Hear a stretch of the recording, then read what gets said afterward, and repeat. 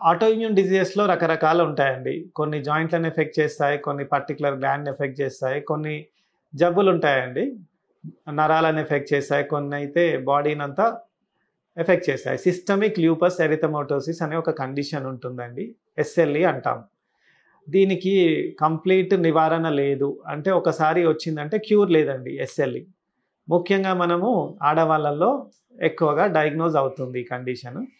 దీంట్లో తల నుండి పాదం వరకు దాదాపుగా అన్ని అవయవాలు ఎఫెక్ట్ అవుతాయి. వాళ్ళు కూడా ముందు జ్వరం లాగా రావడము, జ్వరం తగ్గకపోవడము, జాయింట్ పెయిన్స్ రావడము ఇట్లాంటి లక్షణాలతోనే వస్తారు.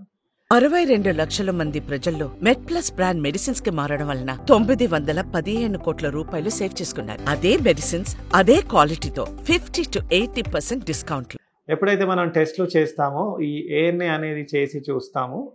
దాంట్లో కనుక పాజిటివ్ ఉంటే ఏఎన్ఏ ప్రొఫైల్ అని చేయిస్తాం. దాంట్లో కొన్ని టెస్ట్ ఉంటాయి. డిఎస్డిఎన్ఏ అనేది ఒక టెస్ట్, కన్ఫర్మేటరీ టెస్ట్. అలాగే లక్షణాలు, క్లినికల్ ఫీచర్స్ అంటామండి. కొన్ని ఫీచర్స్లో 10-11 ఫీచర్స్లో మినిమం 4 ఉంటే మనం ఈ ఎస్ఎల్ఈకి కింద డయాగ్నోస్ చేస్తాం. అలోపీషియా అంటాం. అలోపీషియా అంటే జుట్టు రాలిపోవడం. నెక్స్ట్ ఫోటో సెన్సిటివిటీ అంటే ఎండలో వెళ్ళగానే స్కిన్ సెన్సిటివ్ అయిపోవడం. అలాగే చెంపల మీద మొత్తం ర్యాషెస్ ఉండడం, మాలార్ ర్యాష్ అంటాము. నెక్స్ట్ డిస్కాయిడ్ ర్యాష్ అంటే స్కాల్ప్ మీద మొత్తం జుట్టు ఊడిపోయి రౌండ్స్గా ఇట్లా స్కార్స్ లాగా ఉండడము. అలాగే సీరోసైటిస్ అంటే ప్లూరల్ ఎఫ్యూజన్ లేదా కిడ్నీ చుట్టూ వాటర్ డిపాజిట్ కావడము. ఓరల్ అల్సర్స్ అంటాం, నోట్లో పొక్కుల్లా రావడము. నెక్స్ట్ ఆర్థరైటిస్, జాయింట్ పెయిన్స్ ఉండడము. బ్లడ్ డిస్క్రేసియాస్ అంటే రక్త కణాలు, తెల్ల రక్త కణాలు, ప్లేట్లెట్స్ ఇలాంటివి తగ్గిపోవడము. రీనల్ డిస్ఫంక్షన్ అంటే కిడ్నీకి సంబంధించిన ప్రాబ్లమ్స్ కూడా ఉండడము.